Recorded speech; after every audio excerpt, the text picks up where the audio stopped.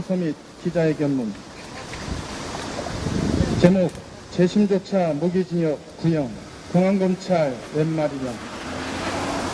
안녕하십니까. 저희는 2018 제노 141 고 박길의 선생 재심사건 무죄 선고 명예회복을 위해 약 3년간 억울함을 개진해온 재심 청구 무죄 취지에 동의하고 박길의 선생 뜻을 존경하며 계승하고 있고, 억울한 박길의 선생 재심 사건조차 검찰의 독단적이고 무자비한 무기징역 구형 의견에 매우 부당한가 부적절함을 규탄하기 위해 발벗고 나선 유족 재심 청구인들과 박길의 기념사업회 회원 동지, 각계 시민 대표들입니다.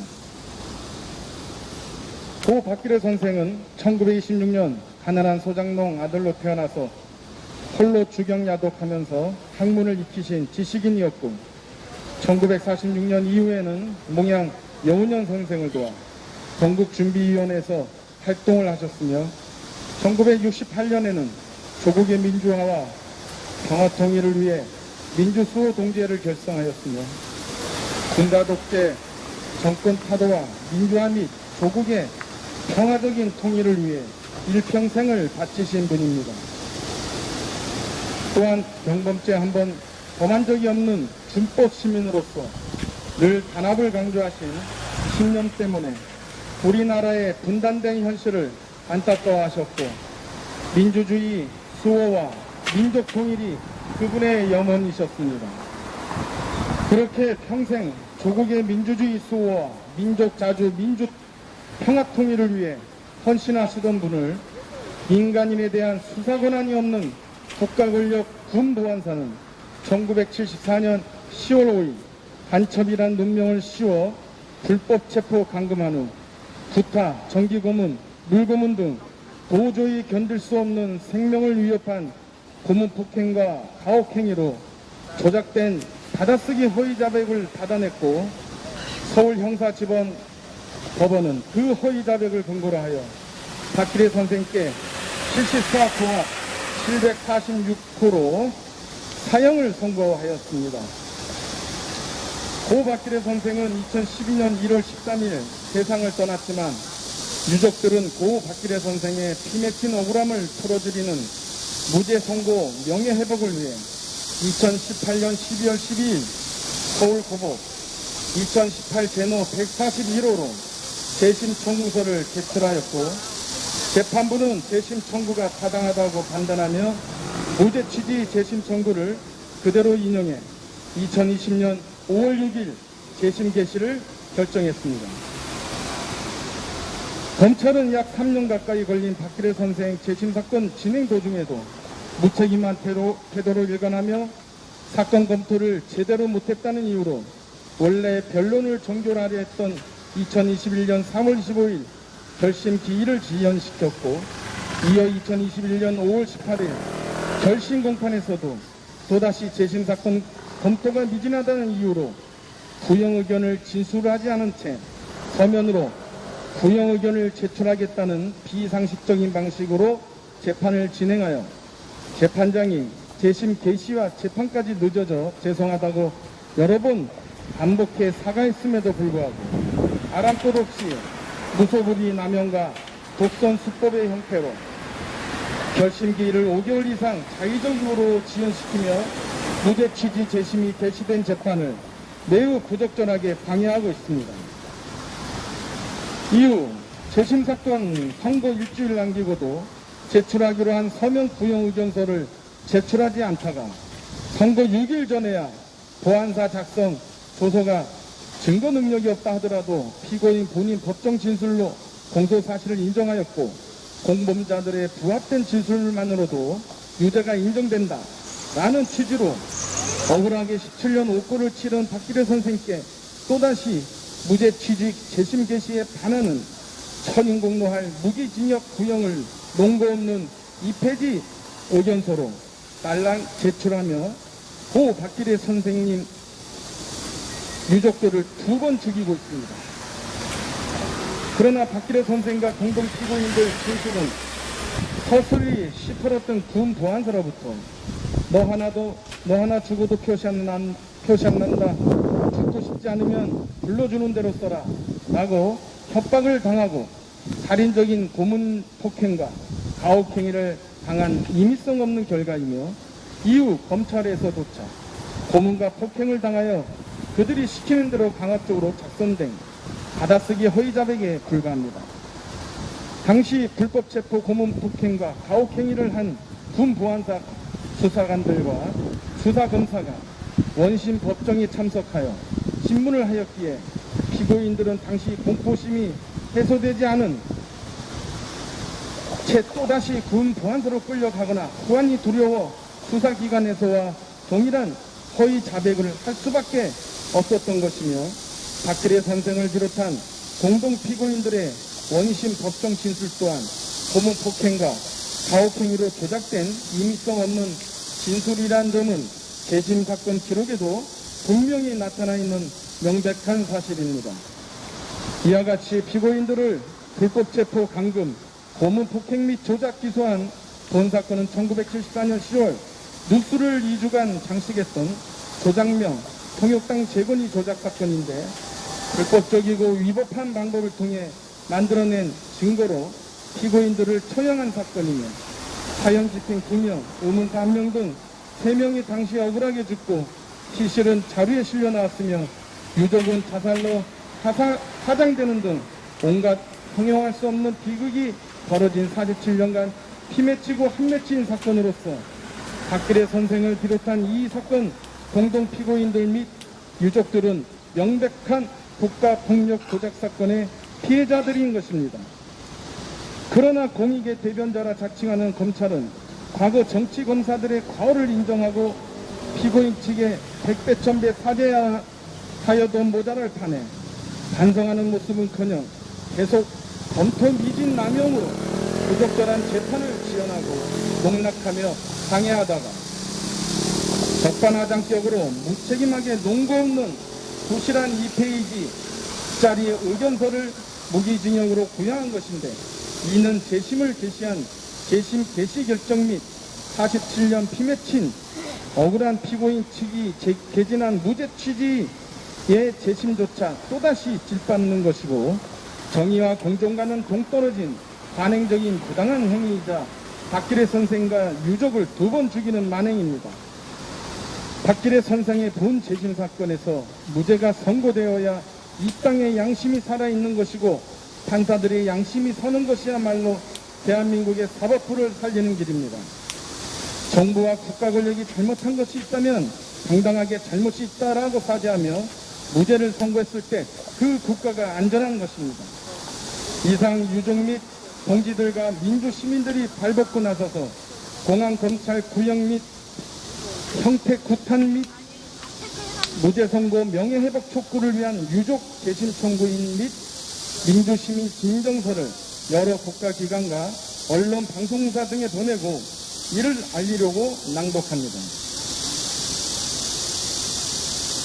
아산 박길의 기념사업회, 평화연대, 평화협정운동본부, 4.3 제주항쟁, 인천 행동하는 양심, 민족일보 조용수 기념사업회, 애국애족 국민기도회, 남북경청 통일농사 협동조합, 강림교회, 한국민들레도서관, 통일뉴스, 경기대 명예교수, 코너스톤교회, 법무법인 제야, 여순항쟁, 민통선 주민연대 등 촛불혁명 민주시민 각계 대표 및 박근혜 선생 무죄 선고 명예회복을 위한 시민 탄원서 인적상 서명인 1107인과 추모인 일동 2021년 8월 3일. 다음은 재심 청구인 박형남 법정 진술서입니다.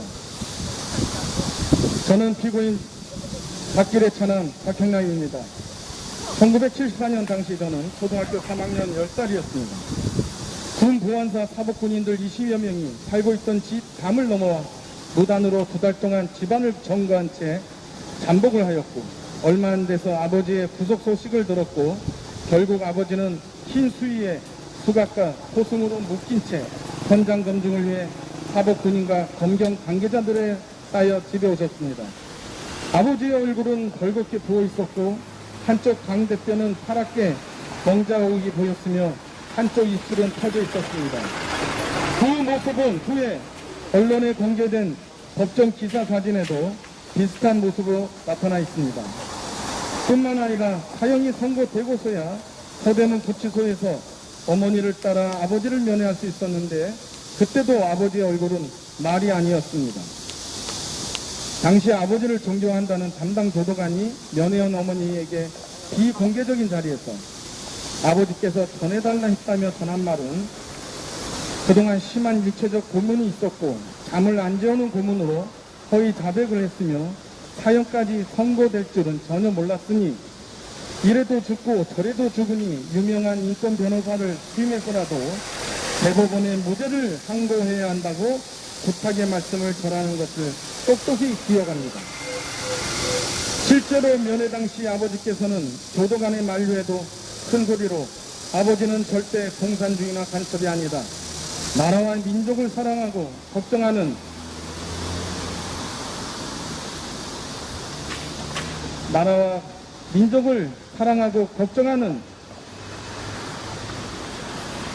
아버지에게 자랑스럽게 생각해야 된다고 말씀하셨습니다. 이 진술은 아버지께서 17년 옥중 생활 중에 한결같이 면회 때나 서신으로 말씀해 오셨고 18년 만에 가석방으로 석방되신 후에도 가혹한 고문으로 허위 자백한 사실들에 대해 수차례 확인한 내용입니다. 아버지는 구속 당시 평범한 대한민국 국민으로 살고 계셨고 유능한 사업가였으며 어머니에게는 믿음직하고 든든한 남편이자 가장이셨습니다. 뿐만 아니라 저희 사남매에게는 여행과 캠핑을 함께 해주시는 따뜻하고 자상한 아버지셨습니다. 아버지 박기래 선생은 일제강점기 청소년 시절에 독립운동을 꿈꾸셨고 6.25 전쟁과 분단 상황일 때는 한민족 통일을 염원하셨으며 독재정권일 때는 진정한 민주주의를 수호해야 한다는 생각과 의지를 항상 갖고 계셨던 양심적인 지식인이자 민주시민이었습니다.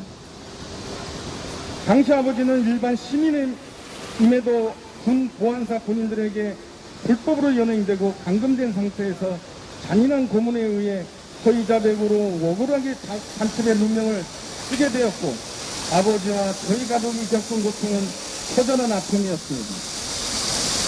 저희뿐만 아니라 그러한 이유로 많은 분들이 현장에서 억울하게 사형을 당하시고 그 가족들 중에는 친족으로 자살과 합병으로 돌아가시기도 했습니다. 저희 가족들도 지금까지 살아오긴 했지만 그동안 겪었던 억울한 아픔과 피해의식으로 심각한 트라우마에 시달리며 살아왔습니다. 47년 전 아버지와 화목하고 행복했던 그때로 다시는 돌아갈 수는 없겠지만 이제라도 아버지의 억울함만은 반드시 밝혀주시기를 간곡히 부탁드립니다. 재심의 기회를 주신 사법부와 재판부에 진심으로 감사의 말씀을 드리며 정의로운 무죄 판결로 이 나라 국민들에게 진정한 민주주의 국가의 모습을 보여주시기를 바랍니다. 이상입니다.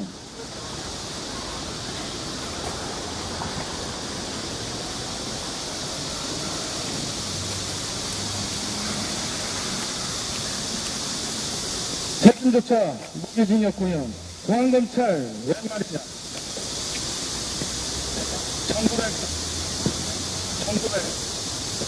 1974년 10월 통역당 대건이 조작사건의 책임조차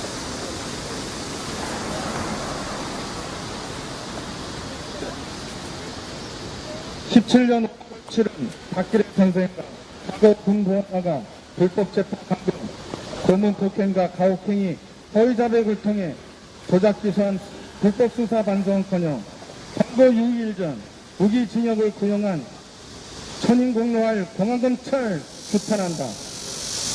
제대된 변론 기일에 법원의 현명한 판단과 전국적으로 무죄 선고하여 고 박기래 선생 및 재심 청구인의 명예를 회복하라. 2018 제노 141 고 박기래 재심 사건, 재심조차 무기징역 구형, 공안검찰 웬 말이냐. 중앙지검 공공수사 일부는 민족 민주 역사 2번 죽이는 무소불위 공안검찰이더냐. 한평생 민주 평화 통일을 위해 헌신하신 고 박규래 선생에게 무죄 선고하여 명예회복하라. 고 박규래 선생을 불법 체포 감금, 고무 폭행과 가혹행, 허위 자백 통한 불법 수사로 조작 기소하여 유죄 및 사형을 선고한 국가는 즉각 사죄하라. 사면복권까지 받은 국가폭력 사건에 대한 재심조차 무기징역구형, 공안검찰 웬 말이냐. 검찰은 적반하장 격 가르치하고 무자비한 무기징역구형 취소하고 무죄 구형으로 서슬퍼런 과거 국가폭력 만행 등을 즉각 사죄하라. 이상입니다.